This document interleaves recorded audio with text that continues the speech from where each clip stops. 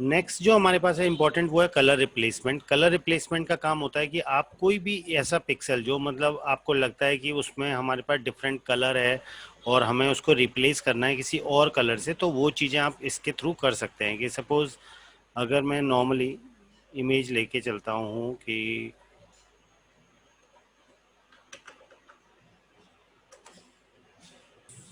मैं लेता हूँ ये मल्टीपल कलर्स के फ्लावर्स का या कोई ऐसा ले लेता हूँ। मैंने कॉपी किया इमेज और मैं यहाँ आके पेस्ट करता हूँ इसको, कंट्रोल टी शिफ्ट ऑल्ट, जिससे मैं इसे छोटा कर पाऊँ। अब जैसे हमने यहाँ से कलर जब लेते हैं, कलर रिप्लेसमेंट बेसिकली क्या करता है कि आप जिस पिक्सल को, ये जो ब्रश हमें दिख रहा है इसका हम साइज़ इंक्रीज़ कर ही सकते हैं स्क्वायर ब्रैकेट से, कि हम जितना बड़ा इसको साइज़ रखना चाहते हैं ब्रश का वो डिफाइन कर सकते हैं। अब जो हमने ब्रश यहाँ पे यूज़ किया, उस ब्रश में अगर हम कलर फिल करना चाहते हैं तो आप फोरग्राउंड में जो कलर लेंगे वही कलर हम उसके अंदर रिप्लेस कर सकते हैं। कि सपोज मैं बोलता हूँ यहाँ से रेड और ओके करता हूँ और मैं यहाँ क्लिक करता हूँ, तो देखो आप जितना ब्रश का एरिया होगा ना उसके अंदर वो कलर रिप्लेस करता जाएगा। मतलब आपको देखेंगे कि ग्रीन पे कोई इफेक्ट नहीं कर रहा, जिस पिक्सल पे मैं क्लिक कर रहा हूँ सिर्फ उस कलर को ही वो रिप्लेस कर रहा है, जब तक मैं उस पर्टिकुलर कलर को चेंज नहीं करता। सपोज ये ग्रीन है और इस ग्रीन को मेरे को और डार्क ग्रीन करना है या कोई और डिफरेंट कलर करना है, तो मैं यहाँ से कलर क्लिक करके उसके अंदर फिल कर सकता हूँ, तो वो मेरे को वही शेड उस पर्टिकुलर कलर के अंदर ऐड ऑन हो जाएगा। तो जो भी आप फोरग्राउंड के अंदर पिक करेंगे वो उस कलर रेंज में फिल होता चला जाएगा। मतलब सीन आपका कुछ भी हो सकता है और उसके अंदर कोई ऐसा भी हो सकता है कि जैसे सपोज मैं कोई किड लेता हूँ और इसमें हम देखें कि लाइक ये उसकी एक क्लोथिंग है, कि जैसे इसने जो शर्ट मतलब ट्राउज़र और ये पहन रखा है, इसके अकॉर्डिंग मुझे कुछ चेंज करना है। तो अब जैसे मैं यहाँ से कलर चूज़ करता हूँ कि सपोज़ मैंने इसको येलोइश या ऑरेंजिश ले लिया और मैं यहाँ पे क्लिक करता हूँ इसकी ड्रेस पे, तो देखो वो शेड उसके ऊपर आ जाएगी। तो हम जहाँ जहाँ पे क्लिक करेंगे तो थोड़ा सा आपको यह है कि यहाँ पे कलर शेड डिफरेंट डिफरेंट है, कि मतलब यहाँ लाइट कलर है यहाँ डार्क है, तो आपको उन पे क्लिक करना पड़ेगा तभी वो उसको प्रॉपरली रिप्लेस कर पाएगा, मतलब जो भी हम कलर पिक कर रहे हैं उसके अकॉर्डिंग। अब इसमें क्या होता है कि टोलरेंस इसके अंदर भी काम करती है। कि सपोज आप कुछ मतलब चेंज करना चाहते हैं टोलरेंस के साथ, कि भाई उससे मिलते जुलते कलर ही डायरेक्टली चेंज करने हो, तो हम वो चीज़ें यूज़ कर सकते हैं। कि जैसे हमने यहाँ से कॉपी किया इमेज, पेस्ट किया और मैं यहाँ से थोड़ा साइज़ बड़ा कर देता हूँ।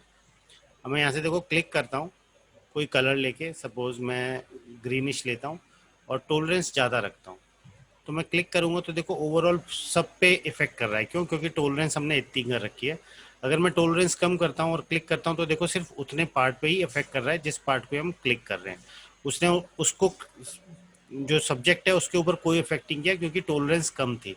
तो इस चीज़ का हमारे को ध्यान रखना है कि जब भी हम कलर रिप्लेस करेंगे तो उस केस में आपको टोलरेंस को थोड़ा सा चेंज करना पड़ेगा बार बार, तो इस चीज़ का आपको ध्यान रखना है। ये तो हुआ replacement. Then mixture brush tool, ये बेसिकली डिजिटल पेंटिंग के लिए भी यूज़ होता है और रीटचिंग के लिए भी यूज़ होता है। डिजिटल पेंटिंग के लिए इस तरीके से कि सपोज आपने कोई फ्लैट कोई ऑब्जेक्ट बनाई, तो आज हम थोड़ा सा पढ़ सर। लेते। हाँ जी। हेलो सर, वो पुनीत दवे को ना सर ऑडियो नहीं आ रही सर। तुम सबको आ रही है? हाँ, उसका मैसेज आया अभी मेरे पास। Yes sir. आपको भी नहीं आ रही ऑडियो? नहीं सर, मेरे को आ आ रही है रही सर, मेरे को तो आ रही है सर, सबको आ रही है यहाँ पे। तो फिर वो पुनीत दवे का इशू हुआ ना। सर तो डिजिटल पेंटिंग में हम जो डिज़ाइन करते हैं, तो डिजिटल पेंटिंग होती क्या है? डिजिटल पेंटिंग एक तरीके से जो हम पेंटिंग नॉर्मली जब हम कुछ डिज़ाइन करते हैं तो हमारे को क्या दिखता है कि हम उसको शेड देते हैं। शेड किस लिए देते हैं? कि हम उसको डेप्थ क्रिएट करने के लिए। तो जो डेप्थ क्रिएट होती है उसको हम अगर हम डिफाइन करें तो वो तीन चीज़ों से होती है। One is highlight, mid tones और शेडोज़। कोई भी सरफेस के ऊपर जब कोई लाइट अप्लाई होती है तो उसका सरफेस जो हमारे को हाईलाइट होता है, जो दिखता है, जहाँ डायरेक्ट लाइट पड़ेगी उसको हम बोलते हैं हाईलाइट। जहाँ पे उस कलर का बेस कलर दिख रहा होगा वो होगा मिड टोन्स, और जहाँ डार्कनेस होगी वो होगा शेडोज। तो सेम चीज़ ये है कि आपको अब थोड़ी सी डिजिटल पेंटिंग स्टार्ट करनी है, तो सबसे पहले हम समझते हैं कि डिजिटल पेंटिंग को हम किस तरीके से डिज़ाइन करते हैं। जैसे एक नॉर्मल हमारे पास हम ये मान के चले कि ये एक सर्किल है, अब इस सर्किल को मुझे कन्वर्ट करना है एक स्फेयर के अंदर। तो मैं सबसे पहले, जब भी हम डिजिटल पेंटिंग स्टार्ट करते हैं तो इनिशियली प्रैक्टिस के लिए आप ब्लैक से वाइट का वेरिएशन ही खेलो, मतलब आपको कलरिंग अभी मत छेड़ना। अभी आप सिर्फ शेड दे के ही ब्लैक से लेके वाइट तक की आप हाईलाइट और शेडोज मिड टोन्स इसी चीज से बनाएंगे ना। अब मैंने नॉर्मल लिया कि मैंने एक सर्किल के लिए, जब भी आपको किसी ऑब्जेक्ट को क्रिएट करना है तो हमेशा पहले मिड टोन्स फिल होते हैं। तो अगर ये मेरे को एक बॉल बनानी है जो ग्रे और डार्क, मतलब ब्लैक और वाइट ग्रे, मतलब ग्रे स्केल मोड की होगी, तो मिड टोन इसका ग्रे हुआ, तो मैं इसमें जो फिल करूंगा कलर वो हमेशा ग्रे कलर ही फिल करूंगा, मतलब मिड टोन ही फिल करूंगा जो उसके एक्चुअल कलर होगा।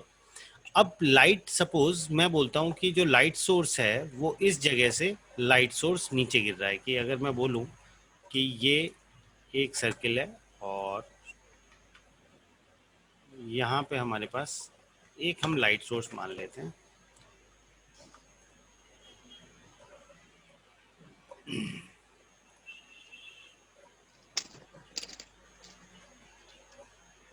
इस तरीके से यहाँ से ये लाइट इस बॉल के ऊपर गिर रही है। अब जो ये बॉल है, अब बॉल जहाँ से लाइट आ रही है, कास्ट हो रही है, वहीं पे हाईलाइट क्रिएट होगा। तो हाईलाइट क्रिएट करने के लिए अब मेरे को यहाँ पे वाइट पेंट करना पड़ेगा, और उसके अपोजिट में, ये मेरा इसका अपोजिट है, तो यहाँ पे हमारे को उसकी शेडो क्रिएट होगी। तो उस केस में हम क्या करते हैं, अब पेंटिंग शुरू करते हैं। तो यहाँ से हमने ब्रश लिया, और मैं सबसे पहले डिफ़ॉल्ट ब्रशेस से ही काम करता हूँ कि यहाँ से मैंने ब्रश लिया, राइट क्लिक, साइज़ को मैंने इंक्रीज़ किया, हार्डनेस को मैं कम ही रखता हूँ क्योंकि मुझे सॉफ्ट ही चाहिए।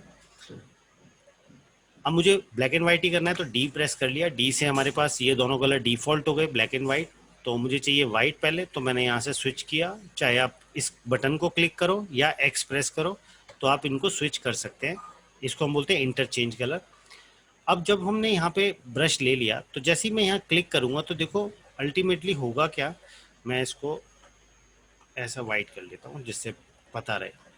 अब मैं यहाँ पे फिल करूँगा तो देखो बाहर भी कलर जा रहा है, तो इसका सॉल्यूशन क्या है, मैं इसकी ट्रांसपेरेंसी को लॉक कर देता हूँ।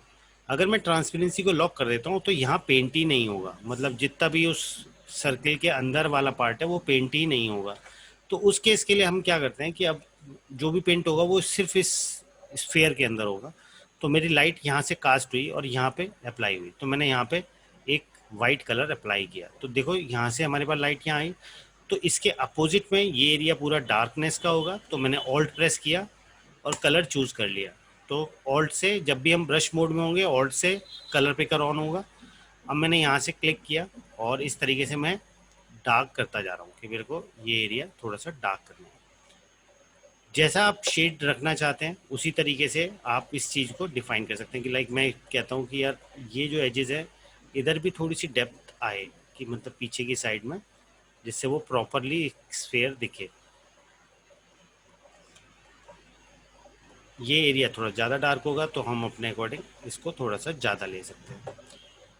अब यहाँ पे मेरे को चाहिए और ब्राइट हाईलाइट, तो मैंने यहाँ से क्लिक किया, इसको बोला वाइट, और वाइट लेके मैं यहाँ पे क्लिक करता हूँ जितना मेरे को स्पेकुलर चाहिए। तो अब मेरे पास क्या दिख रहा है कि जो एक नॉर्मल फ्लैट कलर था वो किस में कन्वर्ट हो गया, एक स्फेयर में कन्वर्ट हो गया। तो अल्टीमेटली क्या है, लाइट यहाँ से आई और इधर गिरी। अब यहाँ पे बाउंस, मतलब जो शेडो है वो यहाँ पे क्रिएट होनी चाहिए, बट शेडो तो डिफ़ॉल्ट अपने आप बनेगी नहीं क्योंकि हम खुद पेंटिंग कर रहे हैं। तो आप एक और न्यू लेयर लो, यहाँ पे ब्रश लिया, ऑल्ट प्रेस किया, साइज लेके, और हमने यहाँ पे पेंट करना शुरू किया। अब जब हम पेंट करेंगे तो ये सब चीज़ें आपको खुद सोचनी है, क्योंकि अब स्केचिंग तो आपने करी है तो अल्टीमेटली आपको पता होगा ये सब चीज़ें। तो हम शेडो यहाँ पे क्रिएट करते हैं कि यहाँ से इस तरीके से हमने एरिया बनाया कि ये शेडो यहाँ पे ऐसे गिर रही है। अब ये बहुत ज़्यादा आ रही है तो आप ओपेसिटी भी कम कर सकते हो और इरेज़र भी ले सकते हो। तो यहाँ से मैंने इरेज़र लिया।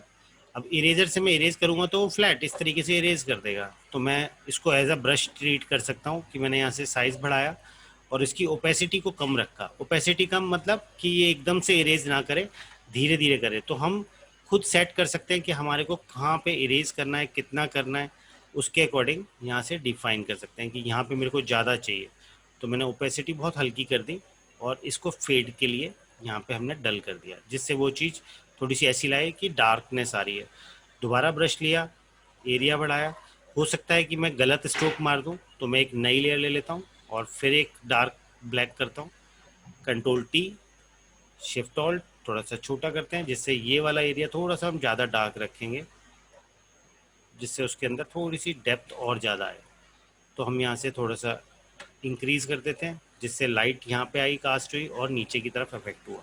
अब इन दोनों को मर्ज कर सकते हो और इरेजर लेके आप चाहो कि ये वाला पार्ट हटाना है तो आप इस तरीके से हल्का सा कम भी कर सकते हो, कि अगर आपको लगता है कि ये एरिया ज़्यादा आ रहा है, कम आ रहा है, उसके अकॉर्डिंग आप अपने शेडो को क्रिएट कर सकते हो। तो इस तरीके से हम चेंज करते हैं जो भी हम लाइट या कुछ वो क्रिएट कर रहे हैं। तो डिजिटल पेंटिंग का सबसे इजी मेथड यही है कि आपको यही चीज़ समझनी है कि हाइलाइट्स, मतलब जो भी लाइट है वो किधर से आ रही है, वो जितने पार्ट पे गिरेगी वो किस तरीके से वो ब्राइट होगा और कितना डार्क होगा। जब हम इस चीज़ की प्रैक्टिस कर लेते हैं, आपको यही चीज़ क्रिएट करनी है, उसके बाद आप फिर अलग अलग शेप्स बनाना शुरू करो। मतलब आप कैसा कलर्स के साथ करना चाहते हो तो आप कलर्स के साथ दे सकते हो। सपोज मैं एक नॉर्मल ब्लू कलर ले लेता हूँ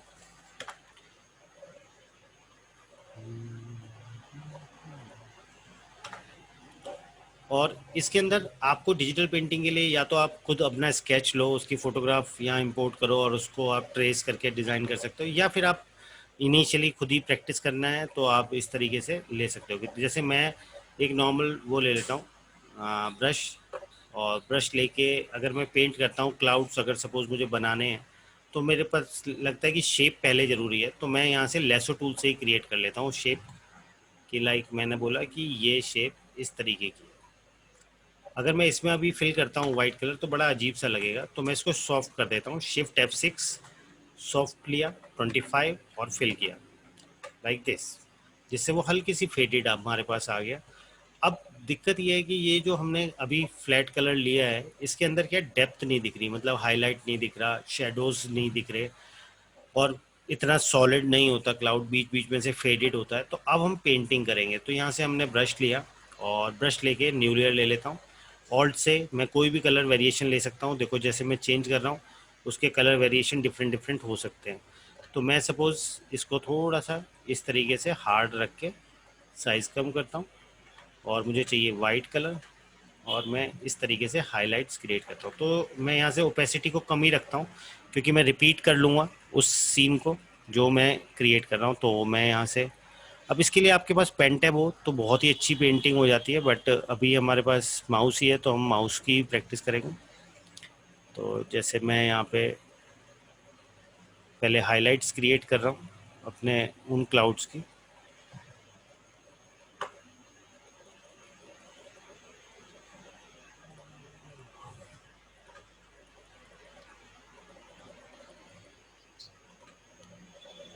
आप इरेजर भी उसी तरीके से यूज़ कर सकते हो जैसे हम वो ले रहे हैं कि अगर आपको चाहिए कि बीच में कुछ पार्ट डिलीट करना है, आपको लगता है कि यार ये एरिया मेरे को रिमूव करना है, तो आप फेडिट कर सकते हो यहाँ से।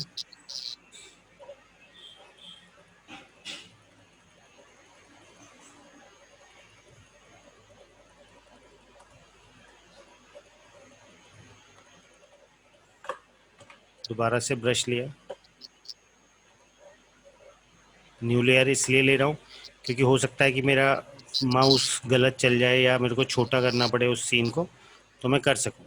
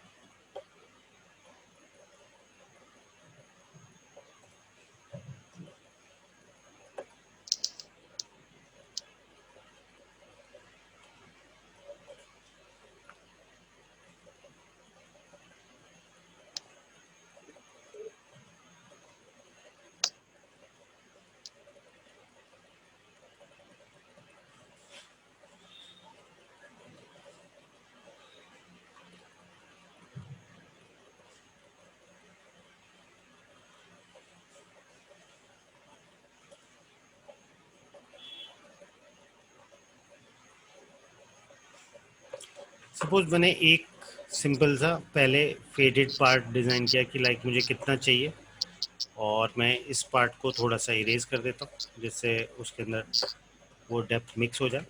अब मैंने इन दोनों को एक, मेरे पास सीन बन गया, तो अब मैं क्या करूँगा, इसी से ही पूरे क्लाउड्स को डिफाइन कर सकता हूँ कि जैसे मैंने इसको कॉपी किया, शिफ्ट ऑल्ट थोड़ा सा छोटा करता हूँ, इरेजर, और यहाँ इरेज करके मैं इसको फेड कर देता हूँ।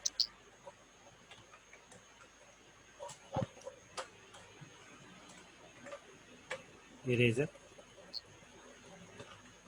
Alt copy, control T, flip horizontal. आप डिस्टॉर्शन भी कर सकते हो करना चाहो तो, फ्लिप हॉरिजॉन्टल, इरेजर,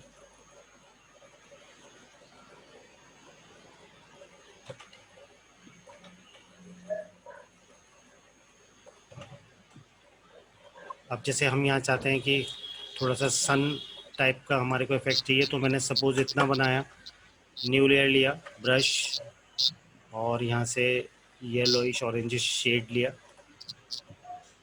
और इस तरीके से अभी फिल किया लाइक ये। और ये मुझे चाहिए क्लाउड्स के पीछे, मैं इसको डिफाइन कर सकता हूँ कि कितना नीचे चाहिए हमें। इरेज कर सकते हो आप इसको, जितना पार्ट आपको सॉफ्ट करना हो, जिससे वो देखने में उसके साथ मिक्स दिखे। आप चाहते हो कि थोड़ा सा कलर जो क्लाउड्स में आ रहा है वो भी हमारा येलोइश टोन का होना चाहिए, तो हम हल्की सी टोन ऐड कर सकते हैं और इनको ब्लेंड कर सकते हैं कि लाइक उसकी रेज ही उसके ऊपर पड़ रही है, या मतलब उसी के अकॉर्डिंग हाईलाइट हो रहा है। तो आप इसको ब्लेंड करोगे तो आपको एक कोई ना कोई ऐसा अच्छा ब्लेंड मोड मिलेगा, जिन ब्लेंड मोड के थ्रू आप उसको मिक्स कर सकते हो अपने सीन के साथ। इसको हम कंट्रोल यू करके अपने अकॉर्डिंग क्लाउड्स का कलर तो चेंज कर ही सकते हैं, और जो भी सीन है उसके अकॉर्डिंग ले लो।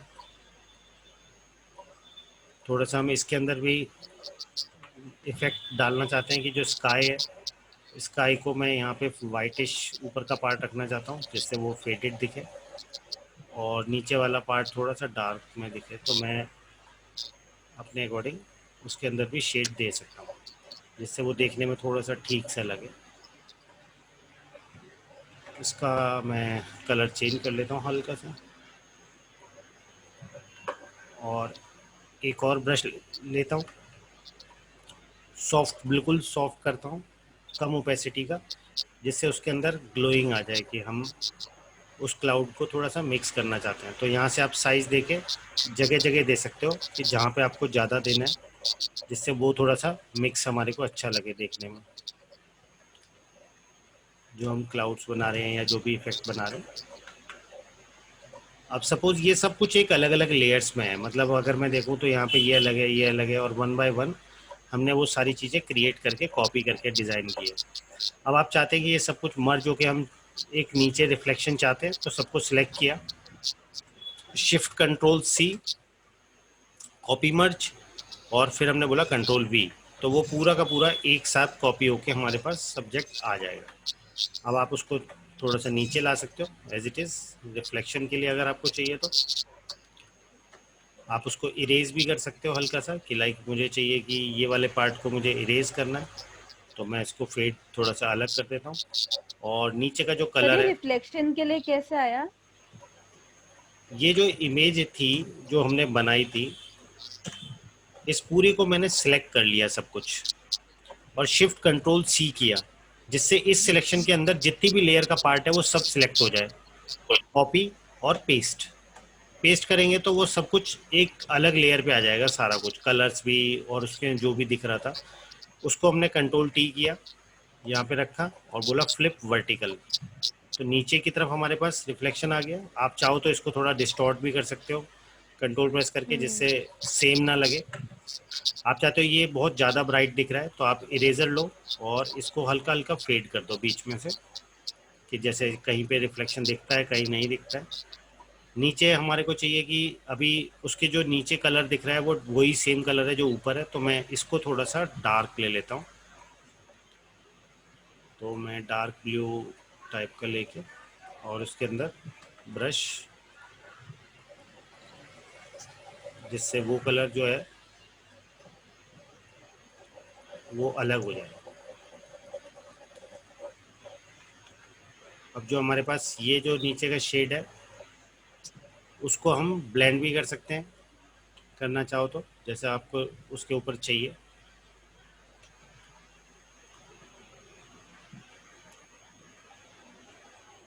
और जब हम थोड़े से इफ़ेक्ट सीख जाएंगे, मतलब कि अलग तरीके के रिफ्लेक्शन, जैसे रिपलिंग और इस तरीके की चीज़ें हमें चाहिए, तो अगर जैसे हम ये ले लेते हैं,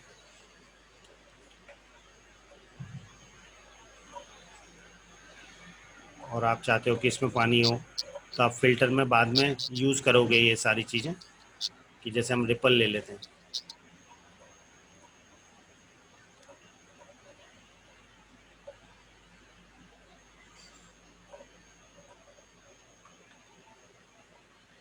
उसमें ना इस तरीके के रिपल्स आप ला सकते हो, लाना चाहो तो।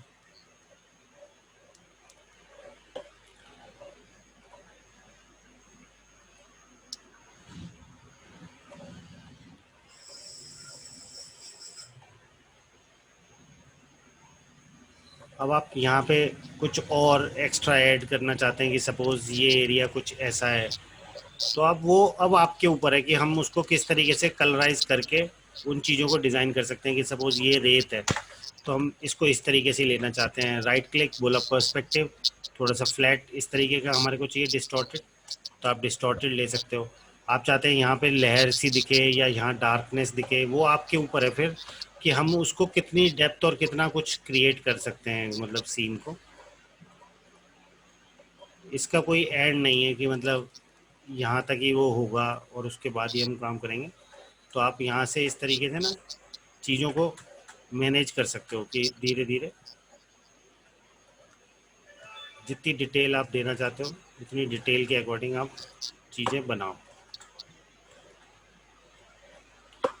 अब आप इसमें लहर बनाना चाहते हो कि आप चाहते हो कि थोड़ा सा वेवीनेस आए जो हम सीन बना रहे हैं, तो आप उसी तरीके से, जैसे यहाँ पे हमने लिया है इस तरीके से, जैसे ये वाइट टोन दे के आप पेंट कर सकते हो कि हाँ हमारे को यहाँ पे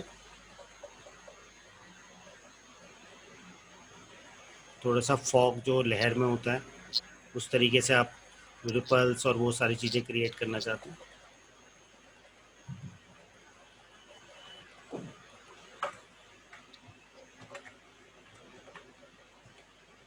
तो जैसे ये हमने क्रिएट किया, control J.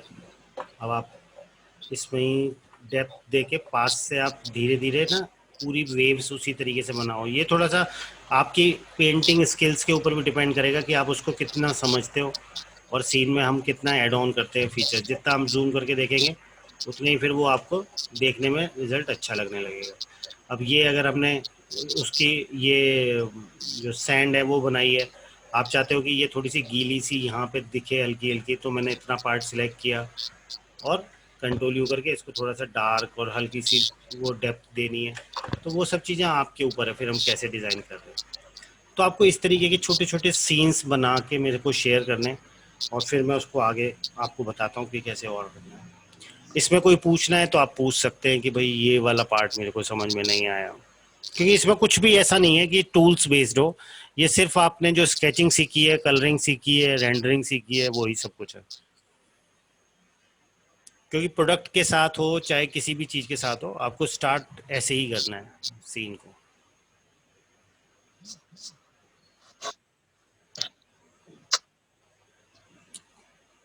Clear? Yes sir.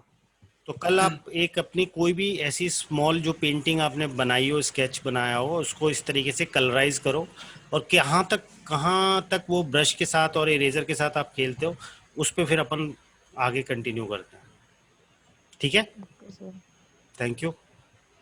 Thank you sir.